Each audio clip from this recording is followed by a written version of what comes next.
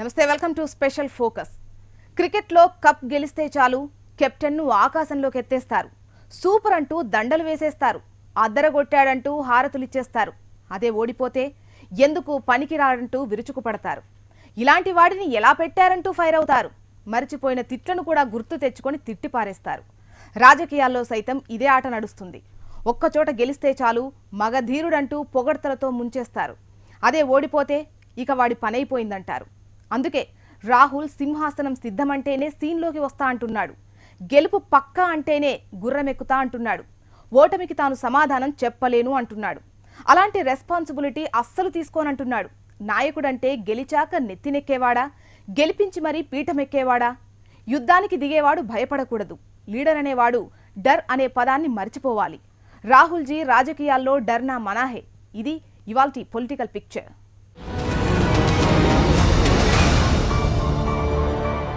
Sir, నీకు promotion ఇస్తాం, అమ్మకు రెస్ట్ ఇద్దాం, నువ్వే ఇక మా నాయకుడివి అంటూ రాహుల్ గాంధీని కాంగ్రెస్ నేతలు రిక్వెస్ట్లు చేస్తున్నారు. బాస్ మాత్రం భలేవాళ్లే, అప్పుడే ఎందుకు నాకు అంటూ సింపుల్గా రిజెక్ట్ చేస్తున్నారు. ముందు 2 పెద్ద రాష్ట్రాల ఎన్నికలు వస్తున్నాయి. అసలే వీక్గా ఉన్న పార్టీకి బలం టానిక్ ఇవ్వడానికి కాంగ్రెస్ నేతలు తెగ ప్రయత్నిస్తున్నారు. అక్కడ పరిస్థితులు ప్రత్యామ్నాయం కోసం చూస్తున్నా ఆ పొజిషన్లోకి వెళ్లే సత్తా లేక పార్టీ చేజారుతుంది. అందుకే కొత్త ట్రెండ్తో దమ్ము ధైర్యం చూపించి రేస్లో గెలిచినా గెలవకపోయినా కనీసం కెపాసిటీ పెంచుకోవాలి అనేది కొందరి నేతల మనోగతం. కానీ రాహుల్జీ మాత్రం నైచాయే అంటూ మొహం తిప్పేసుకుంటున్నారు.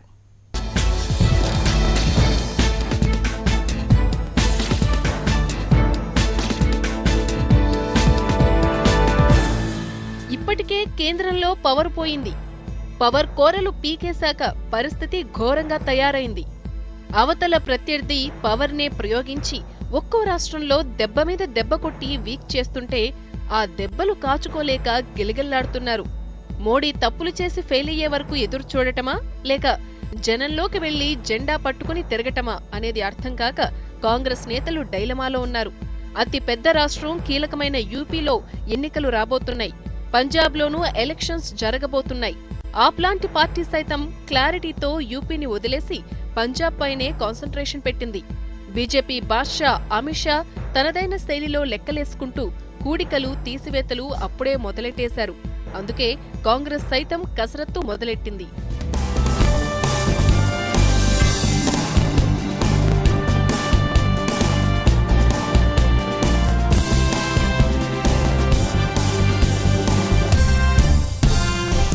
సోనియా గాంధీ ఇప్పటికే అనారోగ్యంతో బాధపడుతున్నారు.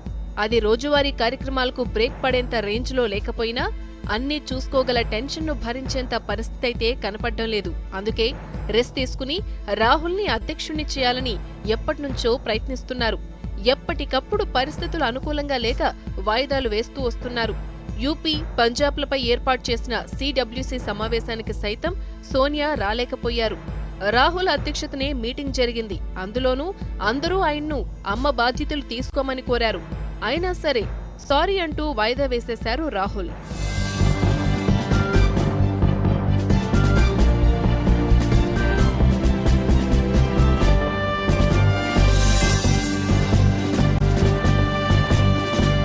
యూపీలో అధికారంలో ఉన్న సమాజ్వాదీ పార్టీ ప్రజా వ్యతిరేకతను ఎదుర్కొంటోంది.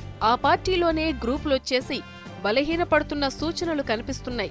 ఒకప్పుడు తమకు కంచు కోటైన యూపీలో ఇప్పుడు అంత సీన్ లేదని తెలుసు. అయినా ఉన్న పరిస్థితుల్ని వాడుకుని కాస్తైనా పుంజుకుందామనేది కాంగ్రెస్ ఆలోచన. మరోవైపు పంజాబ్లో అధికార అకాలీదళ్ బీజేపీ సంకీర్ణ ప్రభుత్వానికి ఎదురుగాలి వీస్తోంది. అందుకే అందుకోవాలని ఆప్ సైతం ప్రయత్నిస్తోంది. బీజేపీ నుంచి బయటకొచ్చిన సిద్ధు కూడా ఈ ఛాన్స్ వాడుకోవాలని చూస్తున్నాడు. కానీ అసలు ప్రతిపక్షమైన కాంగ్రెస్ మాత్రం అవకాశాన్ని అందుకోలేక ఆయాసపడుతోంది. అక్కడ ఇన్ఛార్జిగా ఎవరిని పెట్టాలో కూడా అర్థం కాని అయోమయంలో ఉంది.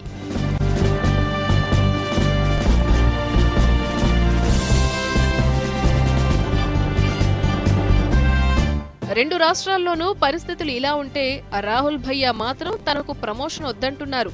బాధ్యత తీసుకుని నెత్తిమీద వేసుకోవడానికి భయపడుతున్నారు. ఎంత అనుకూలంగా ఉన్నా అక్కడ అధికారంలోకి అయితే రాలేం కదా అనేది ఆయన ఫీలింగ్లా కనబడుతోంది. యూపీలో ఎస్పీ, బీఎస్పీ, బీజేపీల మధ్య ఆటలో అరటిపండులా కాంగ్రెస్ పరిస్థితి అయిపోతే తన పరువేం కావాలనేది ఆయన సందేహం. అందుకే వద్దు బాబు వద్దు అంటే తిరస్కరించేస్తున్నారు.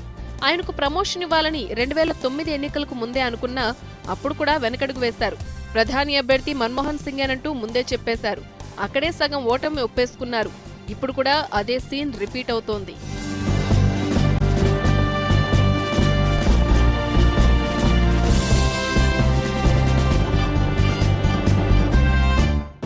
అధికారం వచ్చినా అందలమెక్కలేని పరిస్థితి.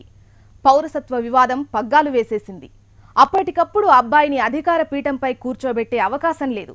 సంకీర్ణం కావడంతో పాలన సంక్లిష్టమేనని ముందే క్లారిటీ ఉంది. అందుకే మౌనంగా అన్నీ భరించి సర్దుకుపోయే పెద్ద మనిషిని సెలెక్ట్ చేశారు. ఆ పెద్దాయనను ప్రధాని చేసేశారు. పగ్గాలు తమ చేతిలో ఉన్నా విల్లంబులు ఆయన చేతిలో పెట్టినట్లే చూపించారు. పాపాలు చేయనిచ్చినందుకు పశ్చాత్తాపంలో పెద్ద మనిషి మునిగిపోతే ఇప్పటికీ అబ్బాయి మాత్రం చేతికందనంటున్నాడు.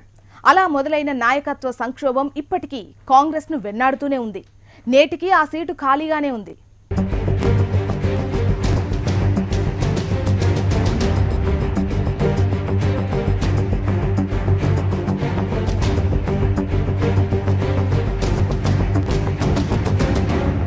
రాజీవ్ గాంధీ మరణంతో సైలెంట్ గా ఉన్న గాంధీ కుటుంబం మళ్లీ పీవీ ఫెయిల్యూర్ తో తెరపైకొచ్చింది. యునైటెడ్ ఫ్రంట్ వంటి ప్రయోగాలు విఫలమై చివరికి ఎన్డీఏ సర్కార్ పవర్లోకొచ్చింది. ఒక్క ఓటు తేడాతో అధికారం కోల్పోయిన వాజ్పేయి ప్రభుత్వం అదే సానుభూతితో మళ్లీ అధికారంలోకి వచ్చింది. ఇక ఆ తర్వాత 2004లో మళ్లీ యూపీఏ సంకీర్ణ ప్రభుత్వం గద్దెనెక్కింది. కాంగ్రెస్ నాయకత్వంలో ప్రభుత్వం ఏర్పాటైన ఆ పార్టీ అధినేత్రిగా ఉన్న సోనియా గాంధీ మాత్రం ప్రధాని కాలేదు. ఆమె విదేశీయతను ప్రత్యర్థులు పదే పదే ప్రశ్నించటం, మరోవైపు సంకీర్ణం ఎఫెక్టు భయపెడుతుండటంతో మేడం ప్రధాని పదవి వద్దంది. చేతికి పోస్ట్ వచ్చినా తిప్పికొట్టిన నేతగా కాంగ్రెస్ ఆమెను త్యాగమూర్తిగా అభివర్ణించింది. ఆర్థికవేత్త మన్మోహన్ సింగ్ ను ప్రధానిని చేసి సోనియా మంచి నిర్ణయం తీసుకున్నారని వారు ప్రచారం చేశారు.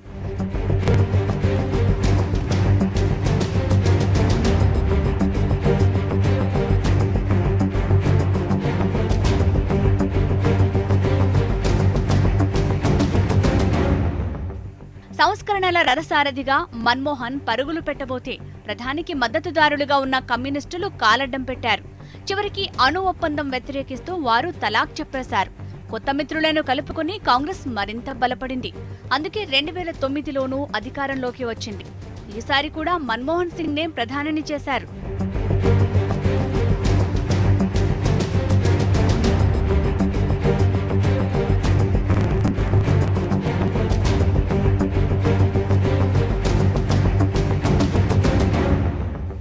చేస్తే సంకీర్ణ రాజకీయం కంట్రోల్ తప్పి కుంభకోణాలకు అవకాశమిచ్చింది. ఒక్కో మిత్రుడు ఒక్కో స్కామ్ చేస్తూ పోతుంటే వారినేమీ అనలేక మౌనముని మన్మోహన్ కళ్ళు చెవులు మూసుకున్నారు. అధికారం పోతుంది కాబట్టి రాజీ పడిపోయిన సోనియా మన్మోహన్ కు కూడా అదే డైరెక్షన్ ఇచ్చేశారు. వరుస కుంభకోణాలతో రికార్డులు బద్దలవుతుంటే కాంగ్రెస్ ఇమేజ్ కూడా అలాగే అయింది. ప్రభుత్వంపై వ్యతిరేకతను పక్కదారి పట్టించి మళ్లీ ఇమేజ్ పెంచుకోవటానికి రాహుల్ గాంధీని రంగంలోకి దింపారు సోనియా. యూపీ ఎన్నికల్లో రాహుల్ కొత్త నేతగా ఎంటర్ అయ్యారు. ర్యాలీలంటూ హడావుడి చేశారు. అయినా ఫలితం లేదు. రాహుల్ ఫెయిల్ అంటూ ప్రత్యర్థులు అప్పుడే కామెంట్లు మొదలుపెట్టారు. ఈలోపు రాహుల్ కంటూ ఓ బ్యాచ్ రెడీ అయిపోయింది. వీరందరూ కలిసి అవినీతి వ్యతిరేకతను తట్టుకోవడానికి పథకాలను రచించారు. అప్పటికే ఉన్న ఉపాధి హామీ పథకాన్ని బలోపేతం చేయటం, భూసేకరణ చట్టాన్ని రైతులకు అనుకూలంగా చేయటం వంటి చర్యలతో ఇమేజ్ పెంచుకునే ప్రయత్నం చేశారు. కానీ అప్పటికే మైండ్ సెట్ మార్చుకున్న పబ్లిక్ కొత్తగా కనపడ్డ మోదీకి అధికారం ఇచ్చేశారు. దాంతో టెక్నికల్ గా మన్మోహనే అయినా రాహులే ఫెయిల్ అయ్యారంటూ ప్రచారం జరిగింది.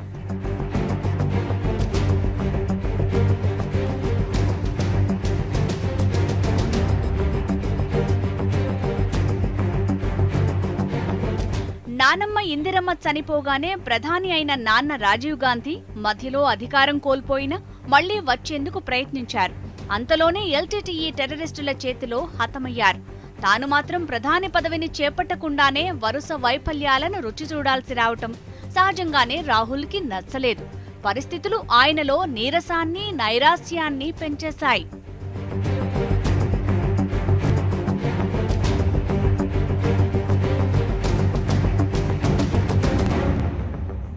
తొక్కితే ఇప్పుడే తొక్కాలి, మళ్ళీ మళ్ళీ లేవకుండా తొక్కేయాలి. అప్పుడే వార్ ఇక ఎప్పటికీ వన్ సైడ్ అయిపోతుంది. ఇదే నరేంద్ర మోడీ తంత్రం. చేతిలో అధికార మంత్రదండం ఉంది. ఇంకే ఉంది, అవకాశం దొరికినప్పుడల్లా కత్తి దూస్తున్నాడు. ఛాన్స్ దొరికినప్పుడల్లా అటాక్ చేస్తున్నాడు. జీరో చేయాలని తీవ్రంగా ప్రయత్నిస్తున్నాడు. ప్రత్యర్థి వ్యూహానికి తల్లడిల్లిపోతోంది కాంగ్రెస్. శత్రువుతో సరితూగగలిగే సరైనోడు ఎవరూ పార్టీలో కనబడ్డం లేదు.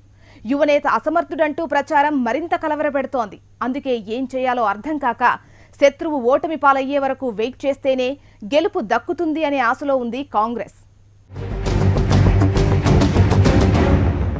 అధికారం వచ్చింది, ప్రత్యర్థి బలహీనపడ్డాడు, అది కూడా ఎప్పుడూ లేనంతగా. అందుకే అటాక్ మొదలెట్టారు.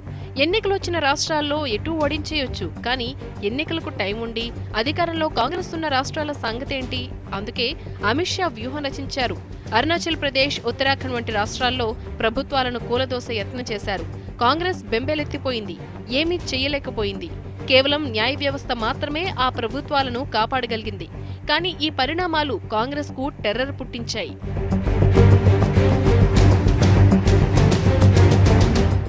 ఉన్న కష్టాలు చాలవన్నట్లు అల్లుడు గిల్లుడుతో మరిన్ని సమస్యలొచ్చాయి.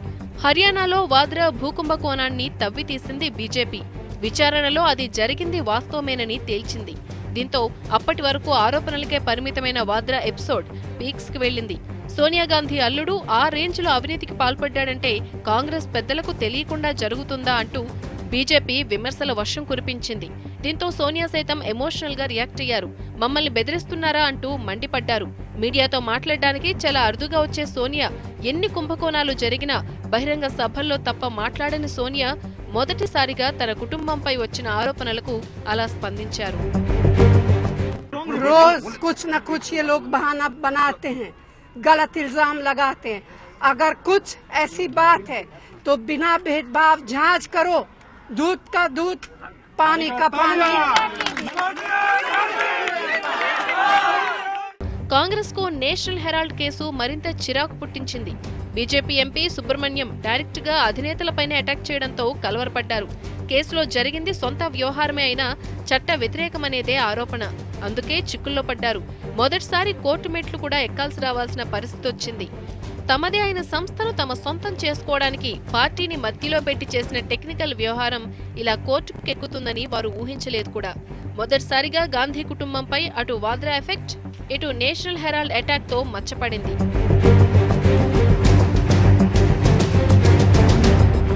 తర్వాత వరుసగా రాష్ట్రాల ఎన్నికలు జరిగాయి. అన్నిటిలోనూ రాహుల్ గాంధీ ప్రచారం నిర్వహించారు. టికెట్ల నుంచి అన్నిటా తానే అయి చేసినా ఓటమి తప్పలేదు. పరిస్థితిలో ఎలాంటి మార్పు రాలేదు. దీంతో రాహుల్ గాంధీ అన్ఫిట్ అని, అవసరమైతే ప్రియాంకను రంగంలోకి దింపాలనే ఒత్తిడి కాంగ్రెస్ లో పెరిగింది. ఒక దశలో రాహుల్ కు నాయకత్వ బాధ్యతలు ఇవ్వడాన్ని సోనియా కోటరీలోని కీలక నేతలు వ్యతిరేకిస్తున్నట్లు ప్రచారం జరిగింది. దీంతో రాహుల్ కు మద్దతుగా కొందరు యువ నేతలు రంగంలోకి దిగారు. అనుకూల, వ్యతిరేక వర్గాల వాదనల మధ్య రాహుల్ గాంధీ మరింత అబాసుపాలయ్యారు. ఏదైనా మ్యాచ్ జరిగినప్పుడు మధ్యలో బ్రేక్ తీసుకుంటారు. ఆ టైంలో ఆటగాళ్లకు బూస్టప్ ఇచ్చి మళ్లీ బరిలోకి దింపుతారు. ఫస్ట్ హాఫ్లో నీరసపడ్డ వాళ్లు సెకండ్ హాఫ్లో రెచ్చిపోతారు. కొన్ని రోజులు రాహుల్ కనబడకపోయేసరికి ఇలాంటి చర్చే వచ్చింది. బాబు లీవ్ తీసుకున్నాడు, నాకు లీవ్ లెటర్ ఇచ్చాడని పెద్దావిడ చెప్పే వరకు క్లారిటీ లేదు. లీవ్ ఎందుకు అనే దానిపై లెక్కలేనన్ని వాదనలు నడిచాయి. డిప్రెషన్లో పడిపోయాడు, అందుకే వెళ్లిపోయాడని కొందరు, కానీ వ్యూహరచనకే ఏకాంతంగా సిద్ధమవుతున్నాడని ఇంకొందరు. ఇలా ఎవరికి తోచిన కామెంట్ వారు చేసేశారు. మొత్తం మీద లీవ్ అయిపోయాక వచ్చిన రాహుల్ బ్రేక్లో బూస్ట్ తీసుకున్న ప్లేయర్ లాగే కొన్ని రోజులు రెచ్చిపోయాడు. భయ్యా ఫుల్ ఫామ్లోకి వచ్చేశాడని కాంగ్రెస్ నేతలు సంబరపడిపోయారు. కానీ సెంచరీ చెయ్యకుండానే అవుట్ అయినట్లు అప్పుడే డల్ అయిపోయాడు.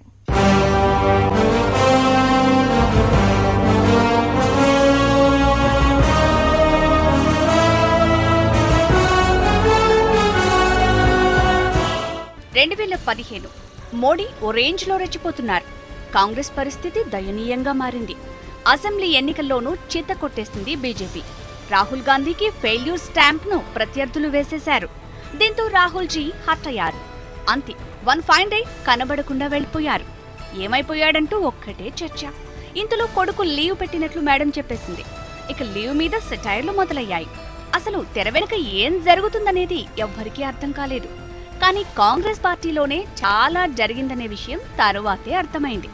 రాహుల్ వెంటనే నాయకత్వ బాధ్యతలు చేపట్టాలనే ఒత్తిడి పెంచిన వర్గానికి సోనియా కోటరీ కౌంటర్ ఇచ్చింది.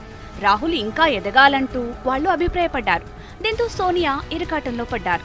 తనకెప్పటినుంచో సలహాదారులుగా ఉన్న సహచరుల మాట వినాలో, కుమారుడి కోరికను మన్నించి పీఠమెక్కాలో అర్థం కాలేదు. ఈ అభిప్రాయ భేదాల మధ్యే అలిగి రాహుల్జీ సెలవు పెట్టారనే కథనం ప్రచారంలోకి వచ్చింది. అందుకే రాహుల్ లీవ్లో ఉన్నప్పుడే ఆయన వర్గం స్టేట్మెంట్లు ఇవ్వటం మొదలుపెట్టింది. తమ నేతకు అన్యాయం జరిగితే ఊరుకోమంటూ ప్రకటనలివ్వటంతో అసలు కథ అందరికీ అర్థమైంది. 2 నెలలకు లీవ్ పూర్తి చేసుకుని రాహుల్జీ బయటకొచ్చేశారు. కానీ ఈలోపే ఆయనపై ప్రత్యర్థుల సెటైర్లు పెరిగిపోయాయి.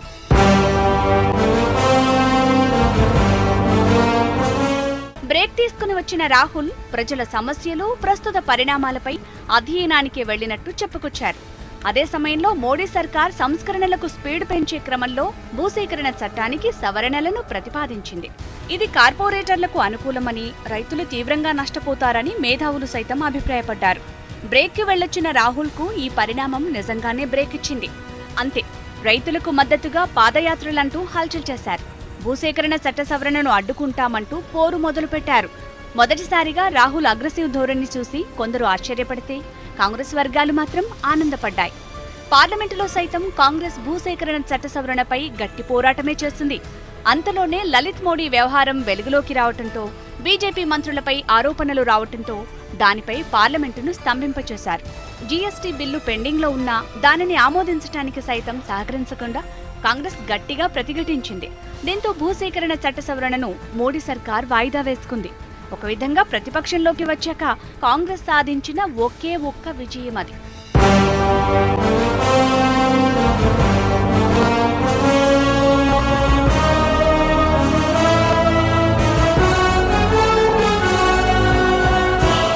తర్వాత జరిగిన బీహార్, ఒడిషా లాంటి రాష్ట్రాల ఎన్నికల్లో మాత్రం మళ్లీ ప్రాంతీయ పార్టీలదే హవా అయింది. ఇంత చేసినా ఆ క్రెడిట్ ఏమాత్రం ఉపయోగపడలేదని రాహుల్ గాంధీ నిరుత్సాహపడ్డారు. ఇంత చేసినా, ఇంత తిరిగినా ప్రతిఫలం దక్కలేదని నిరాశపడ్డారు. మోడీ విదేశీ టూర్లు పెద్దగా ఉపయోగపడలేదు. అనుకున్నంతగా మేక్ ఇన్ ఇండియా సక్సెస్ కాలేదు. నిత్యావసర ధరలు తగ్గించలేకపోయారు. పెట్రోల్, డీజిల్ ధరలు అంతర్జాతీయంగా తగ్గినా ఇక్కడ మాత్రం తగ్గించలేదు. బీహార్లో ఘోరంగా దెబ్బతిన్నారు. బెంగాల్లో దీదీ ఛాన్స్ ఇవ్వలేదు.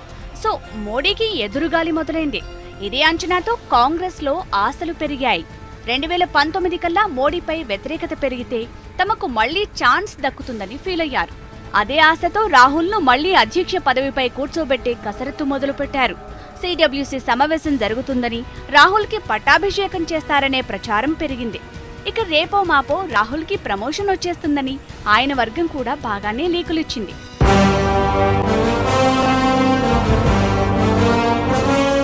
ఇంకో 2.5 ఏళ్లు ఓపిక పడదా, అప్పటికి మోడీ అనే మేఘం కరిగిపోతుంది. మళ్లీ మనకు ఛాన్స్ వస్తుంది, ఉందిలే మంచి కాలం అన్నట్టు కాంగ్రెస్ నేతలు సంబరపడిపోతున్న వేళ ఫామ్లో లేనట్టు కనబడ్డ మోడీ ఒక్కసారిగా 2 సిక్సర్లు కొట్టాడు. ఒకటి పాకిస్తాన్పై సర్జికల్ దాడి చేసి కొడితే, ఇంకోటి నోట్ల రద్దుతో దేశీయ బ్లాక్ మనీకి చెక్ పెట్టి కొట్టారు. అంతే, కాంగ్రెస్ అవాక్కైంది. ఊహించని ఈ మోడీ మార్క్ రాజకీయంలో షాక్ తింది. మళ్లీ రాహుల్ భయ్యా టెన్షన్లో పడ్డాడు.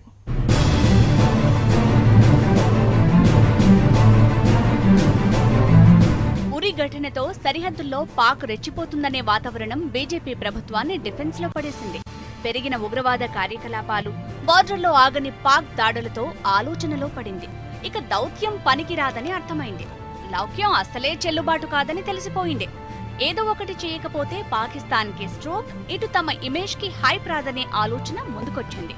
చకచకా పావులు కదిపారు. టకటకా నిర్ణయాలు తీసుకున్నారు.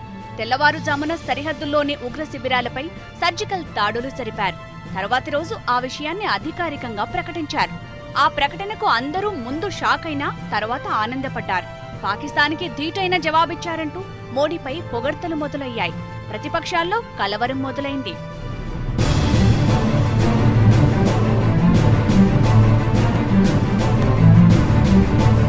కాల్పులు జరిపింది జవాన్లు, దాడి చేసింది ఆర్మీ అయితే అదేదో తమ గొప్పతనంగా ప్రచారం చేసుకుంటున్నారంటూ రాహుల్ విరుచుకుపడ్డారు. జవాన్ల జీవితాలతో మోడీ గేమాడుతున్నారంటూ మండిపడ్డారు.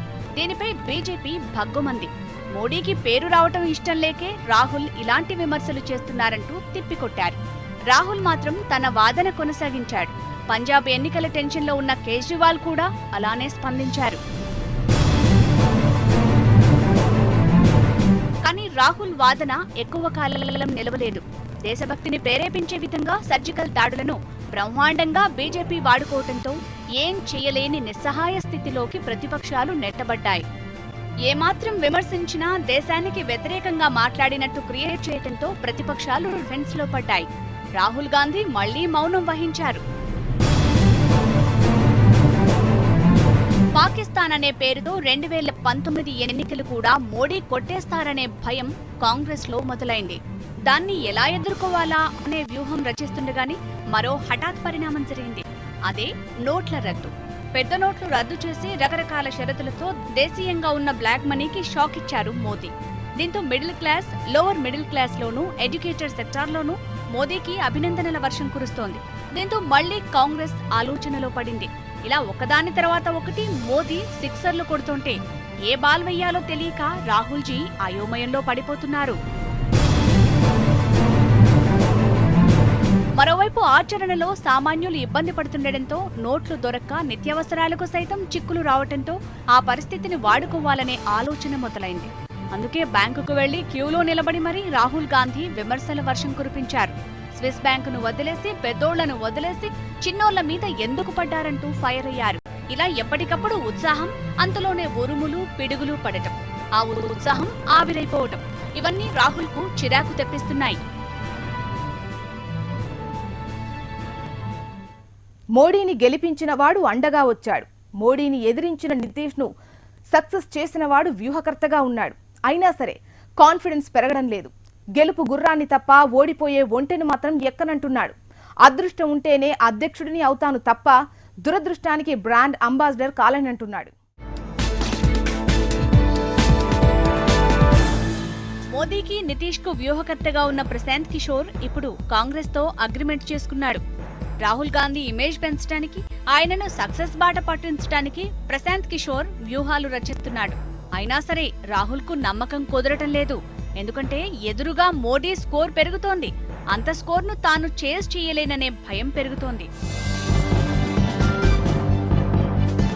గెలిస్తే గ్రాండ్ గా ఉంటుంది, కానీ ఓడితే వేరే విధంగా ఉంటుంది. అధ్యక్షుడిగా ఉండి పార్టీ ఓటమి పాలైతే తర్వాత ఇమేజ్ పడిపోతుంది.